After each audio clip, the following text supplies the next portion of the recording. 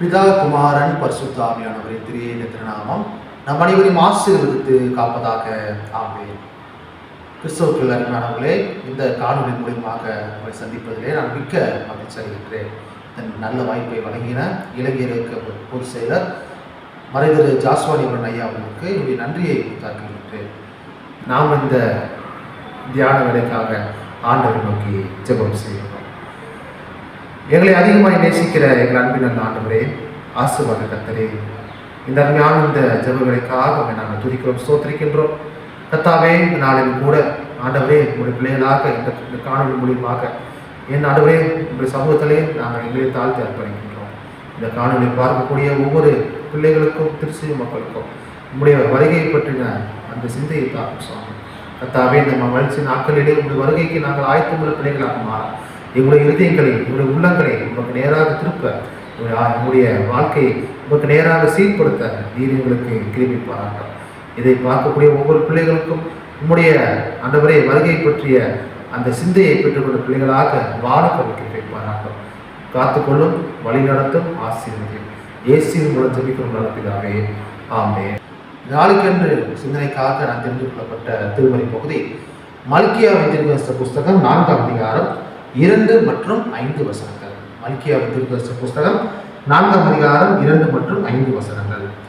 ஆனாலும் என் நாமத்திற்கு பயந்திருக்கிற உங்கள் மேல் நீதியின் சூரியன் உதிக்கும், அதன் செட்டைகளில் ஆரோக்கியம் இருக்கும். நீங்கள் வெளியே புறப்பட்டு போய் கொளுத்த கன்றுகளைப் போல வளருவீர்கள். இதோ கர்த்தருடைய பெரிதும் பயங்கரமான நாள் வருவதற்கு முன்னே நான் உங்களிடத்திற்கு எளிய தீர்க்கதரிசியை அனுப்புகிறேன். கிறிஸ்துவுக்குள் பிரியமானவர்களே, நான் வாசிக்கேட்ட இந்த மல்கியாவின் தீர்க்கதரிசன புஸ்தகம் 4ஆம் அதிகாரம் 2 மற்றும் 5 வசனம் மூலியமாக இந்நாளில 3 சத்தியங்களோடு ஆண்டவர் நம்மோடு பேச விரும்புகின்றார். முதலாவது காரியம் என்னன்னு பார்த்தீங்கன்னா, இந்த நாளிலே ஆண்டவர் சொல்லக்கூடிய முதலாவது காரியம், உங்கள் மீது நீதியின் சூரியன் உதிக்கும். The sun of righteousness will rise. நம்முடைய வாழ்க்கையில ஆண்டவர் நீதியின் சூரியனாக மீண்டுமாக அவர் வர இருக்கின்றார். எனக்கு அருமையானவர்களே, நீதியின் சூரியன் என்று சொன்னால் இயேசு கிறிஸ்துவை குறிக்கும் ஒரு சொல். ஆண்டவருடைய முதல் படைப்பே வெளிச்சம். இந்த சூரியன் ஒரு அடையாளம், இந்த சூரியன் ஒரு ஆசீர்வாதம், சூரியன் ஒரு நல்ல தொடக்கம். சூரியன் என்று சொன்னால் செழிப்பு என்று அர்த்தம். அருமையானவர்களே, எங்கள் ஏசாயா தீர்க்கதரிசன புஸ்தகத்தில் 9ஆம் அதிகாரம் 2ஆம் வசனத்தை வாசித்து பார்த்தீங்கன்னு சொன்னால், இருளில் நடக்கிற ஜனங்கள் பேரொளியை கண்டார்கள், பெரிய வெளிச்சத்தை கண்டார்கள் என்று சொல்லி அங்கே போடப்பட்டிருக்கிறது. அப்ப பாவத்திலே யாரெல்லாம் வாழ்கிறார்களோ, பாவம் உள்ள வாழ்க்கை யாருக்கெல்லாம் அங்கு இருக்கிறதோ, அவருடைய வாழ்க்கையில ஆண்டவர் ஒரு மிகப்பெரிய ஒரு வெளிச்சமாக பேரொளியாக அவர் உதிக்க இருக்கின்றார். எனக்கு அருமையானவர்களே, கடவுள் நமக்குள்ளே இருக்கக்கூடிய இருளை நீக்க ஒளியாக நம்முடைய வாழ்க்கையில் அவர் வர இருக்கின்றார். அதுதான் இந்த வருகை நாட்களிலே நாம் சிந்தித்து பார்க்கக்கூடிய மிகவும் ஒரு முக்கியமாக இருக்கிறது. ஆண்டவருக்கு யாரெல்லாம் பயந்து வாழ்கிறார்களோ அவர்கள் மீது ஆண்டவர் நீதியின் சூரியனாக உதிக்க இருக்கின்றார். அதனால்தான் அங்கு 2வது வசனம் சொல்லக்கூடிய மல்கியா அழகாக சொல்கின்றார், ஆண்டவருடைய நாமத்திற்கு பயந்திருக்கிற உங்கள் மேல் நீதியின் சூரியன் உதிக்கும். பிரியமானவர்களே, நீங்கள் மத்தேயு 17ஆம் அதிகாரத்தில் 2ஆம் வசனத்தை வாசித்து பாருங்கள் சொன்னால், அங்கே மறுரூபமானிலே ஆண்டவருடைய முகம் மிகவும் சூரியனை போல பிரகாசித்தது என்று சொல்லி அங்கே போடப்படுகிறது. அதே நீங்கள் ஆதியாகம புத்தகத்தில் 28ஆம் அதிகாரத்துல 11ஆம் வசனத்தை வாசித்து பார்த்தீங்கன்னா, அங்கே யாக்கோபு தன்னுடைய அண்ணனை சந்திக்க அவன் வருகிற போது அவருடைய முகத்துல முழிக்கிறதுக்கு அங்கே சூரியன் பகலிலே அஸ்தமிக்கிறதை பார்க்கின்றோம். அதே ஆதியாகமம் 32ஆம் அதிகாரம் 31ஆம் வசனத்தை வாசித்து பார்க்கிற பார்த்தீங்கன்னா, அங்கே யாக்கோபு அந்த நதி ஓரத்துல ஆண்டவரோடு ஒரு ராத்திரி புறம் போராடி ஆண்டவர் கரத்திலிருந்து பாவ மன்னிப்பை பெற்ற போது, ஆண்டவருக்கு அந்த கரத்திலிருந்து மன்னிப்பை பெற்ற போது, ஆண்டவரே நீர் என்னை ஆசீர்வதித்தாலும் நான் போக வேண்டும் என்று சொல்லி ஆண்டவருடைய பாதத்திலே தன்னை முற்றிலுமாக அர்ப்பணித்த போது அங்கே சூரியன் உதயமாகிறதை பார்க்கின்றோம். நம்முடைய வாழ்க்கையில ஆண்டவர் நீதியின் சூரியனாக அவர் வர இருக்கின்றார். அப்ப அவருடைய அந்த நீதியின் சூரியனை எதிர்கொள்ள, ஒரு சூரியனை நீதியின் சூரியனை சந்திக்க நம்முடைய இருதயத்தை நாம் ஆயத்தமாக்க நாம் அழைக்கப்படுகின்றோம். நீதியின் சூரியனாக ஆண்டவர் நம்முடைய வாழ்க்கையில உதிக்க, நீதியின் சூரியனாக நம்முடைய வாழ்க்கையில ஆண்டவர் வர விரும்புவோம் என்று சொன்னார். ஆண்டவருடைய பிள்ளையாக நாம் மாற நாம் அழைக்கப்படுகின்றோம். நீங்கள் ரூத்தின் புஸ்தகத்தை வாசி பார்த்தீங்கன்னு சொன்னால், அங்கே நகோமி அவர் மீண்டுமாக தன்னுடைய பெத்லகேம் தன்னுடைய சொந்த ஊருக்கு வரும்போது அதை பார்த்து எல்லாருமே இவள் நகோமி என்று சொன்னார்கள்.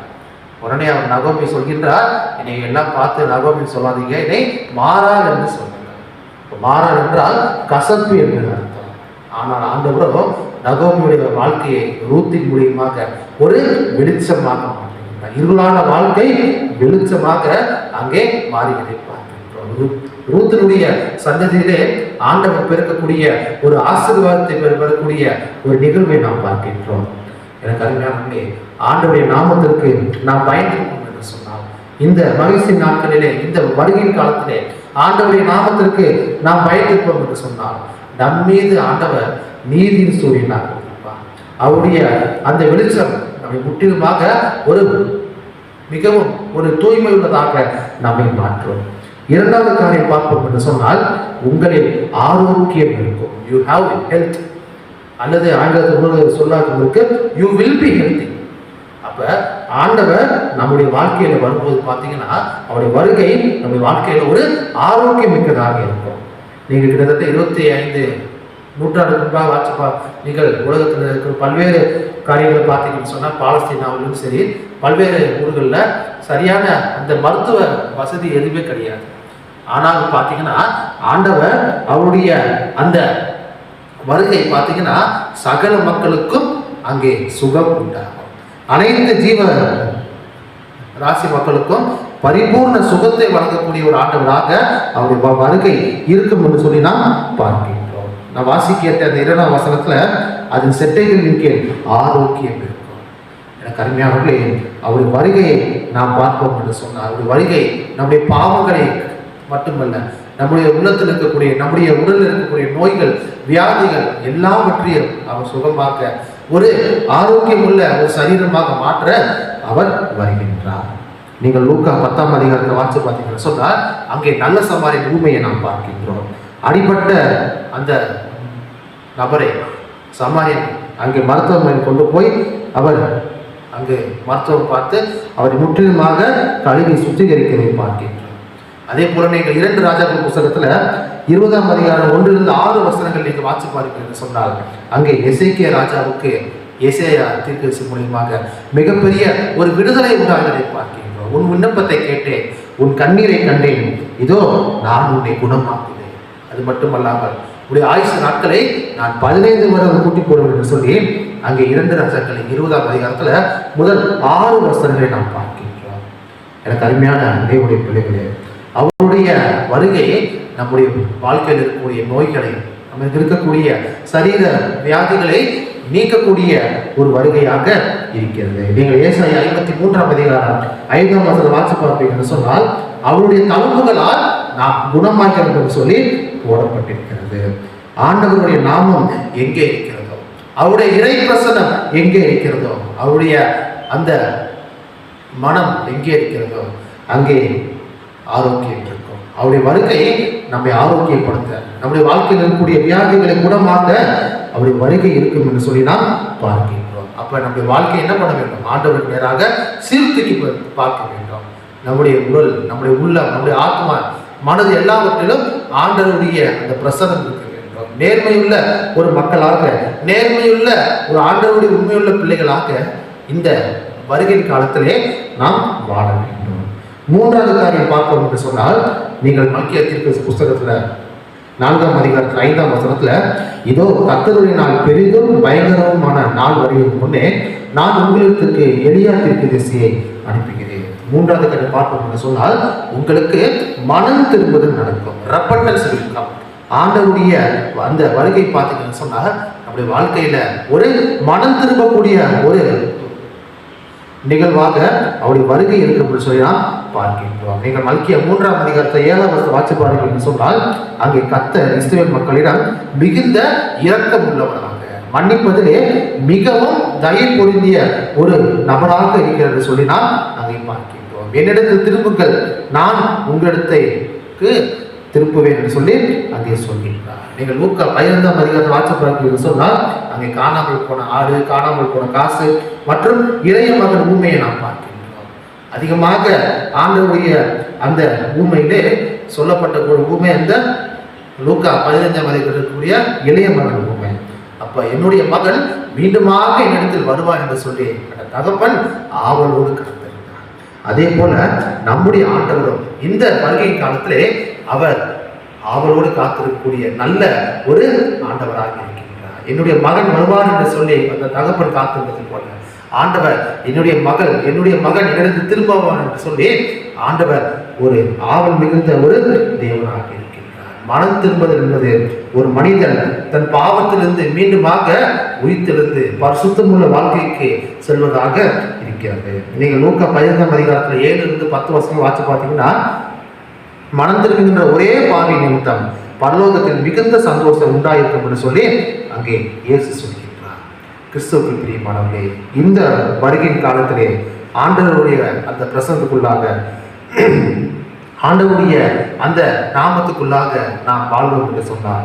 ஆண்டவர் நம்முடைய வாழ்க்கையிலே அவர் நீதியின் சூரியனாக உதிப்பார். அவருடைய வருகை நம்முடைய உள்ளங்களிலே உடலில் இருக்கக்கூடிய அநேக சரீரவித எல்லா வியாதிகளையும் எல்லா அந்த நோய்களையும் நீக்கும். நாம் ஆரோக்கியம் உள்ள பிள்ளைகளாக நாம் மாறுவோம். அது மட்டுமல்லாமல் நம்முடைய ஆத்மாவுக்கு நம்முடைய மனதுக்கு ஆண்டவர் ஒரு மனம் திரும்புதலை நமக்கு வழங்குவார்.